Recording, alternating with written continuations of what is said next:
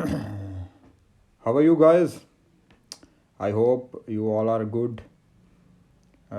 Let's start with section 84.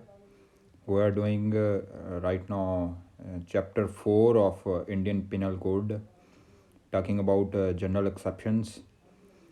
तो आज section 84 करेंगे. अब मैं पहले आपको कल एक चीज़ बताना भूल गया था कि जनरल एक्सेप्शन और स्पेशल एक्सेप्शन में फ़र्क क्या रहता है. जनरल एक्सेप्शन जो चैप्टर 4 इंडियन पेनल कोड का है, जो ये बताता है कि सर्टन अगर ऑफेंस आप करते भी हो, कुछ एक्ट आपने किया है, उससे लॉ ये कहता है कि ये ऑफेंस है, आपने एक क्राइम कर दिया, आपने एक ऑफेंस कर दिया है. लेकिन अगर वो डील होता है जनरल एक्सेप्शन में सेक्शन 76 से 106 तक, तो समझा जाता है कि आपने वो अपराध नहीं किया. मतलब आपने अपराध किया भी है, लेकिन जनरल एक्सेप्शन में अगर वो डील हो गया, अगर सिचुएशन ऐसी आ गई जो सेक्शंस में दी हुई है, तो समझा जाएगा कि आपने कोई ऑफेंस नहीं किया है. तो जनरली ये section nothing is an offence से शुरू होते हैं, इसकी वर्डिंग अगर देखोगे तो. लेकिन स्पेशल मतलब यहाँ पे आपको कोई भी सज़ा नहीं मिलेगी, आप टोटली सज़ा से बाहर हो जाओगे. लेकिन स्पेशल जो एक्सेप्शन हैं, जैसे मैंने आपको मर्डर वाले केसेस में बताई थी, जो 5 एक्सेप्शन दी गई हैं. Murder not amounting to culpable homicide not amounting to murder, वहाँ पे आपको सज़ा कम दी जाती है, लेसर पनिशमेंट दी जाती है. लेकिन जनरल एक्सेप्शन में आपको सज़ा दी नहीं जाती है. तो ये एक बहुत बड़ा इसमें डिफरेंस है. तो सेक्शन 84 से अपने शुरू करते हैं. Section 84 talk about unsoundness of mind. मतलब आपकी अनसाउंडनेस ऑफ माइंड की वजह से आपने एक ऐसा अपराध किया, आपने एक ऐसा एक्ट किया जिसको ऑफेंस माना जाता था अगर अगर आप अनसाउंड ना होते तो. लेकिन अब आप अनसाउंडनेस की वजह से आपने वो अपराध किया है, तो अब ये आपका ऑफेंस नहीं माना जाएगा. तो इसकी रिक्वायरमेंट ये जो सेक्शन है, ये मेंस पर्पस के लिए भी बहुत इंपॉर्टेंट है. ये सेक्शन बेस्ड है मैग्नाटन केस, जो ब्रिटिश ये जब 1890 से पहले का केस है. 1856 यहाँ के नज़दीक है केस में, वो आपको बता दूंगा लिख के. तो मैग्नाटन केस में क्या हुआ था कि एक अंग्रेज था, और इंग्लैंड में उसको ये लगता था, उसको ये डिल्यूजन रहता था कि मुझे कोई ना कोई बंदा मेरा पीछा कर रहा है और मुझे मारेगा, और मुझे जॉब नहीं करने देगा, या मेरा कोई भी काम ऐसा नहीं करने देगा जो जनरल एक आदमी करना चाहता है या कर रहा है. तो इस डिल्यूजन में वो फिरता रहता है और बड़ा वो इरिटेट रहता है. तो एक रेलवे स्टेशन पे जाता है, और एक्चुअल में वो उसको लगता है कि ये सारे जो डिल्यूजन उसके हैं, ये ब्रिटिश प्राइम मिनिस्टर की वजह से हैं. मतलब ब्रिटिश प्राइम मिनिस्टर ही सारा चीज़ें उसके अगेंस्ट करा रहा है. एक्चुअल में वो सर्कमस्टांसिस नहीं थे, लेकिन उसके दिमाग की उपज थी कि ये ऐसे सर्कमस्टांसिस हैं, और ब्रिटिश प्राइम मिनिस्टर ही उसके अगेंस्ट ये करा रहा है. तो वहाँ रेलवे स्टेशन पे जाता है और एक डी को प्राइम मिनिस्टर समझते हुए उसको मार देता है. बाद में उसका केस जूरी सुनती है. जो जूरी में उसको समझा जाता है कि आप एक्चुअली रात में अगर कोई बंदा डिल्यूजन में रहा था, और इस केस में एक्चुअल में वो पहले डिल्यूजन में था, और जब उसने मर्डर किया उसका रेलवे ट्रैक पे जाके, तो वो बिल्कुल सही था, और लेकिन उस डिल्यूजन का उसके दिमाग के ऊपर ऐसा प्रभाव था. तो पार्शियल डिल्यूजन में था वो. मतलब कंप्लीट डिल्यूजन वो है कि आपको अभी डिल्यूजन में हो, अभी आपने काम किया, लेकिन उसको रात को सपना आता है, या पहले इससे पहले सपना आता है, और उसके बाद वो एक्ट करता है थोड़ा टाइम बाद, या 1 घंटा 2 घंटे 5 घंटे. तो समझा जाता है कि वो पार्शियल डिल्यूजन में था, मतलब उस डिल्यूजन से आधा निकल चुका था. तो अगर पार्शियल डिल्यूजन में वो बंदा कोई काम करता है आज की तारीख में, तो वो अपराध माना जाएगा. उसको ये नहीं समझा जाएगा कि उसको अनसाउंडनेस ऑफ माइंड का डिफेंस नहीं मिलेगा. लेकिन इस केस में मिला था पार्शियल डिल्यूजन का. लेकिन इसकी काफ़ी हु एंड कराई हुआ, तो ये बाद में हाउस ऑफ लॉर्ड्स में केस पहुंचा, क्योंकि जूरी अगर कोई भी केस सुन लेती थी, उसकी अपील नहीं जाती थी. लेकिन हाउस ऑफ लॉर्ड ने इस केस को सुनने के बाद उन्होंने कुछ 5 प्रिंसिपल दिए. एक पहला प्रिंसिपल ये था, बड़ा इम्पोर्टेंट, उसमें ये था कि अगर कोई आदमी पार्शियल डिल्यूजन में काम करता है उसके, तो वो अनसाउंडनेस ऑफ माइंड का डिफेंस नहीं ले सकता। आपको कंप्लीट डिल्यूजन चाहिए। मतलब आपका वो डिल्यूजन मतलब क्या है कि आपके माइंड का वो स्टेट ऑफ माइंड ऐसा जिसमें आप जो है मेंटल इलनेस की तरफ जा रहे हो, मेंटल इलनेस हो चुके हो, मेंटल इल हो चुके हो। तो कंप्लीट वो डिल्यूजन चाहिए। तो इसमें कंप्लीट नहीं था, पार्शियल था। लेकिन हाउस ऑफ लॉर्ड ने जो जजमेंट दी थी, लेकिन जजमेंट देने के बाद उस पर ये था कि आगे वो प्रिंसिपल आगे से लागू होंगे, लेकिन जरी का जो केस डिसाइडेड हो गया वो वैसे ही रहेगा।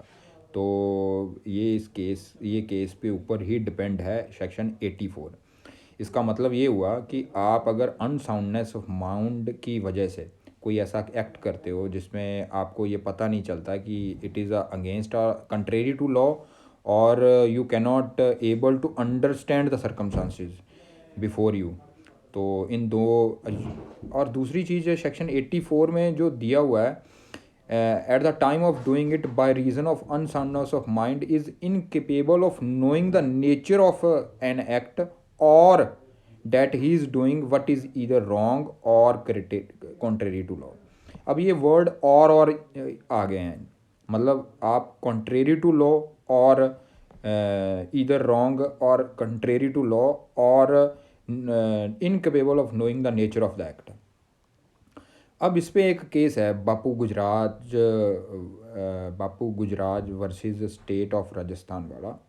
वो बड़ा इंपॉर्टेंट केस है। उस पर इस और को इंटरप्रटेशन ऑनरेबल सुप्रीम कोर्ट ने कहा था, इस और को हमने एंड यूज़ करना है। तो मतलब ये है कि ये नहीं है कि आपको कोई एक चीज़ प्रूव करनी है, आपको हर एक चीज़ प्रूव करनी पड़ेगी। पहली चीज़ कौन सी प्रूव करनी पड़ेगी कि आप incapable of knowing the nature, कि आप कैपेबल नहीं थे उस नेचर को जज करने के लिए। दूसरा, what is contrary to law, ये भी आपको प्रूव करना पड़ेगा। और तीसरा, इट इज़ इधर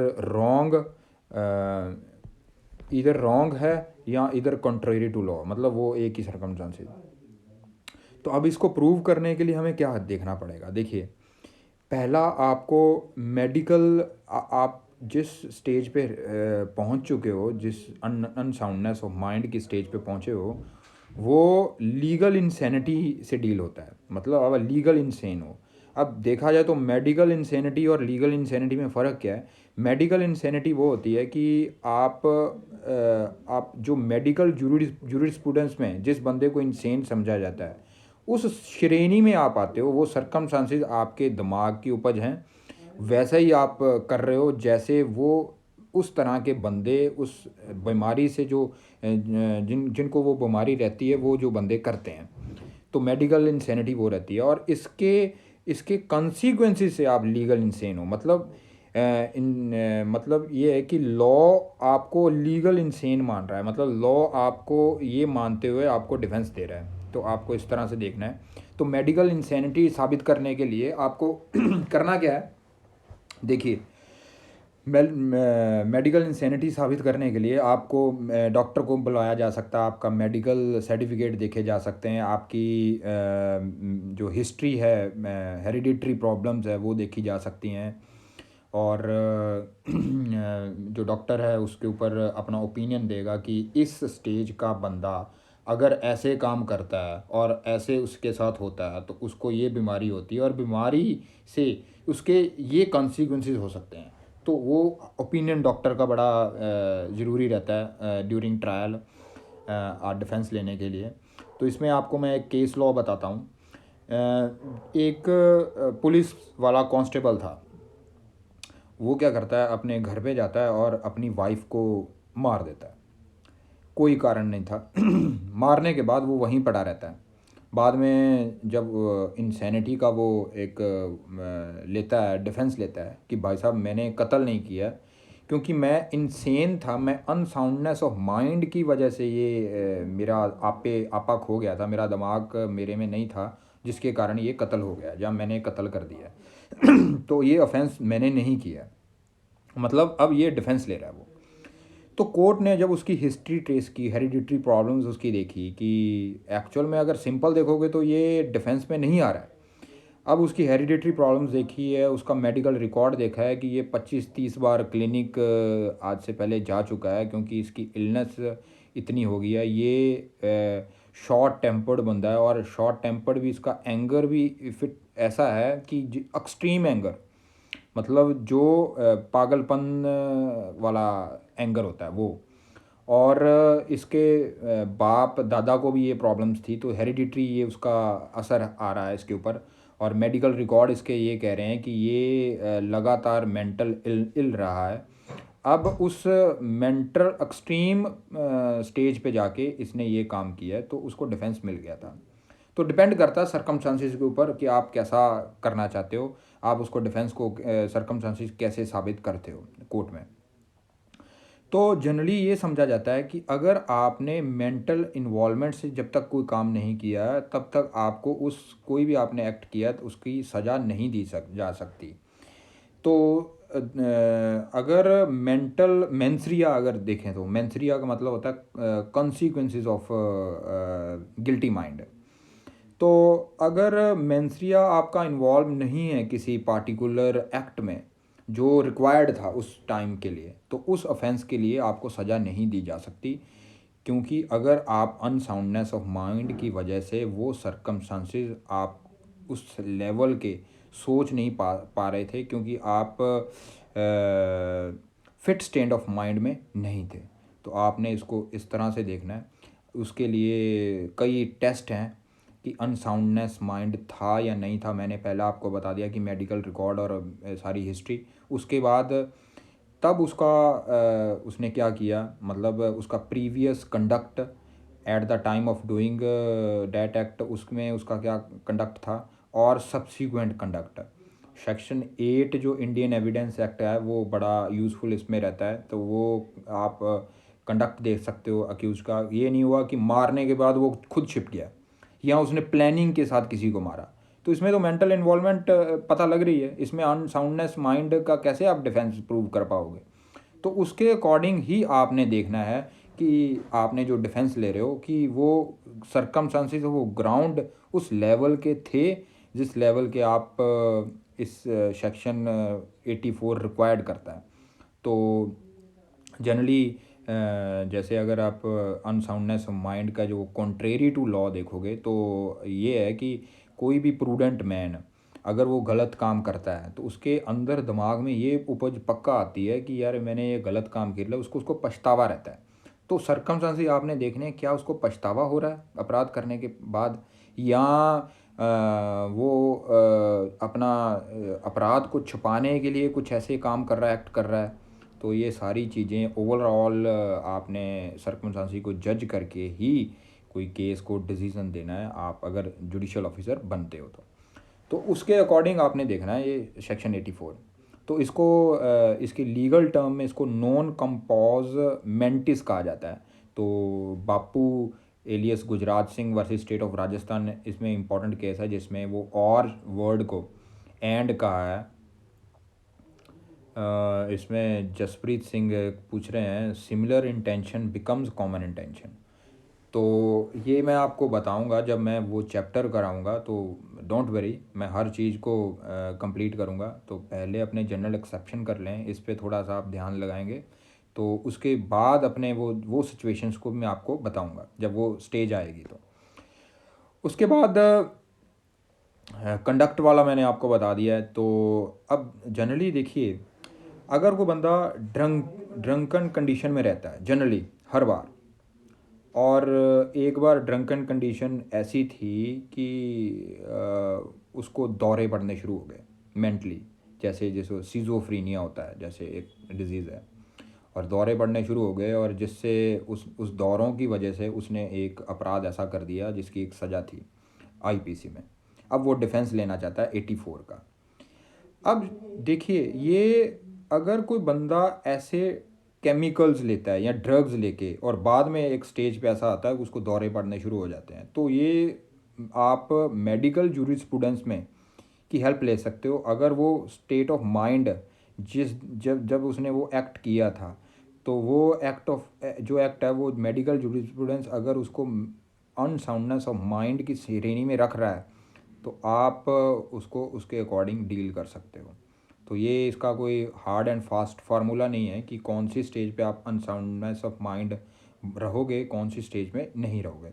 तो ये सर्कमस्टांसेस, उसका कंडक्ट, मेडिकल हिस्ट्री और हेरिडिटरी उसकी जो प्रॉब्लम्स हैं वो, और उसने अपराध करने के बाद तब और पहले उसकी सिचुएशन, ये सारी चीज़ें आपको जज करनी है। उसके अकॉर्डिंग वो मेंटल इलनेस की स्टेज में था या नहीं था वो आप देख सकते हो।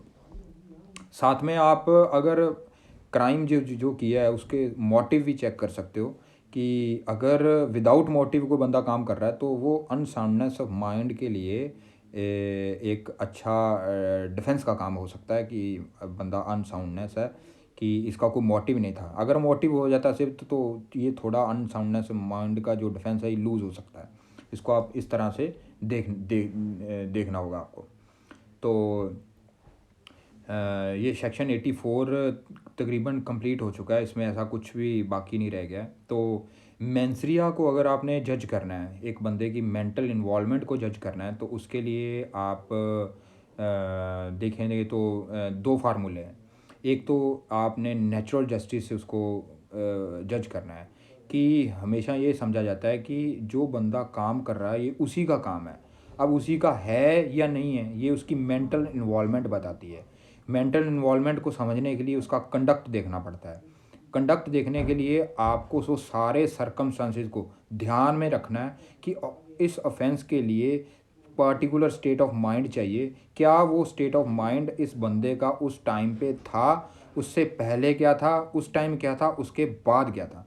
तो आप इसको इस तरह से भी जज कर सकते हो। और इस पे जो टेस्ट है, ऑब्जेक्टिव टेस्ट है, वो लगा सकते हो। रीजनेबलनेस का टेस्ट लगा सकते हो। जैसे ऑब्जेक्टिव टेस्ट ये है कि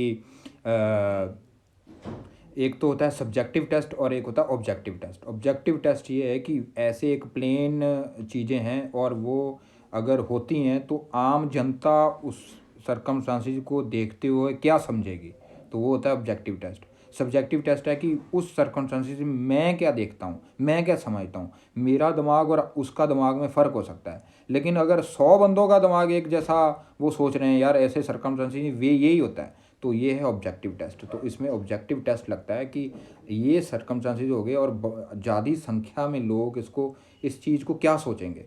तो आपने इस तरह से देखना। और मैं रीजनेबलनेस का जो टेस्ट है उसमें ये है कि अगर कोई पार्टिकुलर बंदा इसी इसी की जगह पे होता और वो मेंटल इलनेस उसको रहती तो वो क्या काम करता जो अक्यूज़ ने किए हैं, क्या ऐसे ही करता या इसके बाहर जाके काम करता, या इसकी कोई ऐसी अदर अपॉर्चुनिटी थी जो अगर ये मेंटल इलनेस इस स्टेज पे रहता और ये काम ना करता या करता। उसको आपने इस तरह से जज करना है। तो सेक्शन 84 में इसके अलावा कुछ नहीं है, आपने सफिशेंट है। उसके बाद आता है सेक्शन 85। 85 और 84 में थोड़ा सा यही फ़र्क है कि वहाँ पे जो मेंटल इंसैनिटी, मेंटल आपका मेंटल लेवल इस तरह का, स्टेट ऑफ माइंड इस तरह का है जिसकी जो इंसैनिटी से प्रभावित है। और 85 में वो जो मेंटल लेवल आपका इस तरह का आपका इंटॉक्सिकेशन से प्रभावित है। ये इंटॉक्सिकेशन 85 में कोई भी हो सकती है। आप दारू से हो सकते हो, किसी और ड्रग्स के हो सकते हो। जो भी ड्रग्स बनी हुई हैं वो आर्टिफिशियल या नेचुरल कोई भी हो सकती है।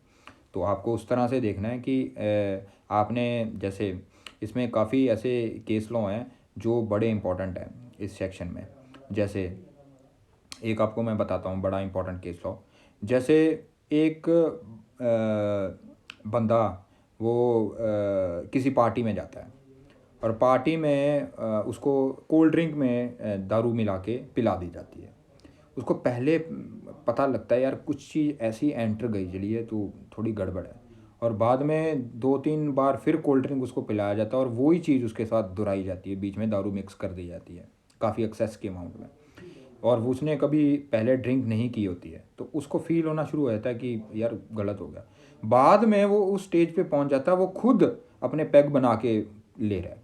और जब वो इतना ज़्यादा ड्रंकनेस की सिचुएशन पे आ जाता है तो वो कोई अपराध कर देता है या किसी बंदे को मार देता है या कोई भी आईपीसी में जो भी ऑफेंस है उसमें से एक ऑफेंस वो करता है। करने के बाद वो सेक्शन 85 का डिफेंस लेता है कि मैं इंटॉक्सिकेशन की स्टेज पे आके, मेरा मेंटल लेवल इंटॉक्सिकेशन था, मैं उसमें आके अपराध ऑफेंस किया है, जिससे मुझे डिफेंस दिया जाए, मुझे सज़ा ना दी जाए। तो अगर आप उसके सरकमस्टांसेस देखोगे, अगर उसको पहले पता चल गया था, तो प्रूडेंट मैन होता है वो क्या करता है, रीजनेबल मैन होता है वो क्या करता है कि उसको पता चल गया कि कोई चीज़ ऐसी अंदर आ रही है, मैं आगे ना पीऊँ या मैं खुद ही पैग ना बनाऊँ। मतलब मेरे को अगर उस स्टेज पे मैं पहुंच चुका हूँ जिससे कि मैं सिर्फ़ और सिर्फ मज़े के लिए पी रहा हूँ, या मैं अब उस स्टेज पे पहुंच गया हूँ, मेरा मेंटल स्टेट ठीक नहीं है, तो उस स्टेज पे वो रुक सकता था, लेकिन यहाँ पे नहीं रुका है, वो खुद पी रहा है, तो उसको ये डिफेंस नहीं मिलेगा 85 का। तो आप इसको इस तरह से देख सकते हो। इसमें दो चीज़ें हैं, आपकी नॉलेज के बिना और आपकी विल के अगेंस्ट। कोई आपको दारू पिलाता है, या आपको कुछ नशा कराता है, या कोई आपको ड्रग्स देता है, नेचुरल आर्टिफिशियल कुछ भी, और उस टाइम उस स्टेट ऑफ माइंड में आप इंटॉक्सिकेशन में इस लेवल तक पहुंच जाते हो कि आपको जो जो सरकमस्टांसेस हैं वो आपको पता नहीं चलते, या आपको रॉन्ग और कॉन्ट्रेरी टू लॉ जो भी सिचुएशन है वो आपको पता नहीं लगती, जिसकी वजह से आपने ऑफेंस कर दिया, तो आपको वो इस चीज़ का डिफेंस दिया जाएगा और आपके ऊपर कोई सज़ा नहीं दी जाएगी। आपको चार्ज, आप डिफेंस में ये चीज़ें अगर साबित कर देते हो तो। इसमें मैं आपको बता दूं कि मान लो प्रोसिक्यूशन ने अपना केस प्रूव कर दिया कि ये मतलब ये बंदे को इंटॉक्सिकेशन तो थी, लेकिन उस लेवल की इंटॉक्सिकेशन नहीं थी, ये फिट स्टेट ऑफ माइंड में था, और प्रोसिक्यूशन ने अपना केस प्रूव कर दिया। अब डिफेंस की बारी आई। तो डिफेंस में अगर आप कुछ ऐसा एविडेंस लेके आते हो कि आपकी अगेंस्ट नॉलेज और विल के अगेंस्ट आपको पिलाई गई थी, आप उस लेवल के ड्रिंक में पहुंच चुके थे, इंटॉक्सिकेशन स्टेज में पहुंच चुके थे जहां पे आपका फिट स्टेट ऑफ माइंड नहीं था, तो आपको अगर वो चीज़ें प्रूव कर दी हैं, तो आपको फुल डिफेंस उसमें आपको चीज़ प्रूव कैसे करनी है, आपको beyond reasonable doubt circumstances prove नहीं करने हैं, आपको प्रूव करने हैं आपको करने हैं standard of burden of proof preponderance of probability. मतलब बर्डन ऑफ प्रूफ रीजनेबल, अब देखें, प्रीपोंडरेंस ऑफ प्रोबेबिलिटी का मतलब ये होता है कि आपने सिर्फ और सिर्फ कोर्ट के आगे सरकमस्टांसेस बताने हैं, और उस सरकमस्टांसेस में कोर्ट तय करेगा कि वाकई उस स्टेट ऑफ माइंड में आप फिट स्टेट ऑफ माइंड में थे या स्टेट इंटॉक्सिकेशन ऑफ माइंड में थे। तो लेकिन अगर आप बियॉन्ड रीजनेबल डाउट में अगर प्रूव करना हो केस, तो उसके लिए सिर्फ और सिर्फ सारे सरकमस्टांसेस की चेन, डायरेक्ट और सरकमस्टांशियल चेन इस तरह से बनती है कि सारे चीज़ें अक्यूज़ की तरफ जा रहे होते हैं कि अक्यूज़ ने ये अपराध किया, अक्यूज़ ने ये अपराध किया। लेकिन इस वाली सिचुएशन में, डिफेंस वाली स्टेज में, जो मैंने बताया कि जो standard of proof preponderance of probability है, इसमें सिर्फ और सिर्फ आपको सरकमस्टांसेस ही प्रूव करने हैं, जिससे वो कोर्ट तय करता है कि ये सरकमस्टांसेस आपकी 85 में फॉल कर रहे हैं या नहीं कर रहे हैं। लेकिन अदरवाइज अगर प्रोसिक्यूशन केस करता है तो वो बियॉन्ड रीजनेबल डाउट प्रूव करता है, तो उसके लिए उसको स्ट्रॉन्ग एविडेंस देने पड़ते हैं। वो एविडेंस ऐसे होते हैं कि वो सारे एक ही चीज़ के ऊपर निर्भर करते हैं। उसमें कोर्ट जुडिशियल माइंड है जो वो ज़्यादा सोचता नहीं है, उसमें एक ही डिसीजन लेता है वो कि यहाँ उसने अपराध किया है या फिर नहीं किया है। लेकिन इधर प्रीपोंडरेंस ऑफ प्रोबेबिलिटी में सरकमस्टांसेस हमेशा जज किए जाते हैं, बैलेंस किए जाते हैं। तो आपको इस तरह से चीज़ें देखनी है। तो सेक्शन 85 एज सच सेक्शन 84 की तरह ही है, लेकिन इसमें आप वॉलंटरली इंटॉक्सिकेशन नहीं होने चाहिए, ये आपका डिफेंस होगा। और उसकी वजह से जो आपके जो सरकमस्टांसेस हैं वो रॉन्ग हैं या कंट्रेरी टू लॉ हैं, ये आप समझ नहीं पाए थे, इसकी वजह से वो अपराध आपने कर दिया, जिसकी वजह से अब आपको डिफेंस मिलेगा। उसके बाद आता है सेक्शन 86। देखिए, अगर तो आपको डिफेंस 85 का नहीं मिल पाया, तो आप 86 का डिफेंस ले सकते हो, ओवरलैपिंग इसकी हो सकती है। क्योंकि सेक्शन 86 में क्या होता है, सेक्शन 86 में आप खुद दारू पीते हो, आप खुद ड्रग्स लेते हो, नेचुरल आर्टिफिशियल, लेकिन 85 में आप खुद नहीं लेते हो। 86 में अगर कोई बंदा, मान लीजिए इसमें एक केस है Vasudev versus state of PEPSU. इसमें एक मिलिट्री का ऑफिसर किसी शादी में जाता है। शादी में जाके उतनी इतनी ड्रिंक कर लेता है कि खुद ही ड्रिंक करने के बाद वो एक बैठने की जगह ढूंढता है जहाँ पे एक बच्चा 15 साल का बैठा होता है और उसको वो बैठने नहीं देता है, वो खड़ा नहीं होता है।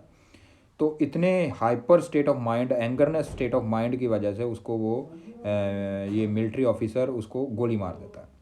गोली मारने से उसकी डेथ हो जाती है। अब वो बंदा सेक्शन 86 का डिफेंस लेना चाहता है। देखिए, सेक्शन 86 रूल ऑफ एविडेंस की बात करता है। As such rule of evidence जैसे ये प्रजम्पशन की बात करता है। मतलब ये है कि अगर आपने खुद दारू पी ली है तो आपकी इंटेंशन तो प्रूव नहीं हो पा रही है प्रोसिक्यूशन से, क्योंकि उसका स्टेट ऑफ माइंड ऐसा है कि आप इंटेंशन प्रूव ही नहीं कर पा रहे हो प्रोसिक्यूशन। तो कोर्ट क्या है, इस सेक्शन के अधीन जाके आपकी प्रजम्पशन प्रूव कर लेगा, प्रजम्पशन से आपकी नॉलेज प्रूव कर लेगा कि आपको उस सर्कमस्टांसिस में, उस माइंड में जो आपने दारू खुद से पी हुई है, इवन दो कितनी भी दारू पी हुई है, कि आपको उस सर्कमस्टांसिस में नॉलेज है। नॉलेज की वजह से आप फंस जाओगे। जैसे अगर आप मर्डर वाले सेक्शन पढ़ोगे तो उसमें अगर 299 से 300 जाना है तो पहला जो 299 का पहला जो पार्ट है वो इंटेंशन टू कॉज डेथ है, तो वो ऐसा ही 300 में इंटेंशन टू कॉज डेथ। अब 299 का अगर सेकंड क्लॉज देखोगे तो उसमें है intention to cause such bodily injury likely to cause death. तो उसके लिए आपने 300 के क्लॉज 2 और 300 के क्लॉज 3 में उस सिचुएशन में जा सकते हो। लेकिन अगर मान लीजिए एक बंदे को यहाँ पे आपने मारा है, यहाँ पे इसी केस में मैं जो बता रहा था, मिलिट्री ऑफिसर ने एक बच्चे को मार दिया, गोली मार दी। अब इसमें इंटेंशन वाले जो क्लॉज हैं वो 299 क्लॉज 1 और 299 क्लॉज 2 में फॉल करते हुए 301, 302 और 303 में जाते हैं। मतलब 300 क्लॉज 1, 300 क्लॉज 2, 300 क्लॉज 3 में जाते हैं इंटेंशन वाले।